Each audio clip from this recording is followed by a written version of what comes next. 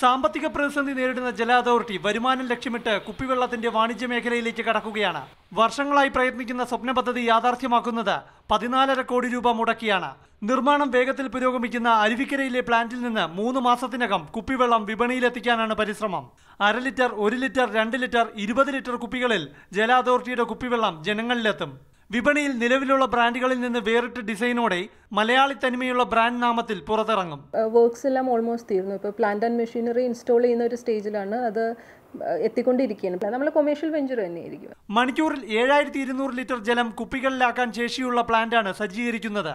പൊതുവിപണിയിൽ വിൽക്കേണ്ട വിലയും വാണിജ്യ തന്ത്രങ്ങളും ജല അതോറിറ്റി ആവിഷ്കരിക്കും. കാരണം മത്സരിക്കേണ്ടത് ബഹുരാഷ്ട്ര കുത്തകകളോടാണ്.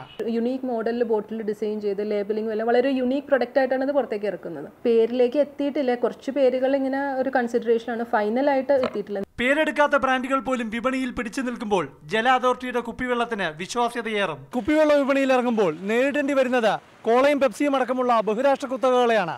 അതുകൊണ്ട് തന്നെ മത്സരം കടുത്തതാകും. പദ്ധതി ജനം സ്വീകരിച്ചാൽ കോഴിക്കോടും കൊച്ചിയിലും കുടിവെള്ള പ്ലാന്റുകൾ ആരംഭിക്കും. പ്രശാന്ത് കൃഷ്ണ, മാതൃഭൂമി ന്യൂസ്, തിരുവനന്തപുരം.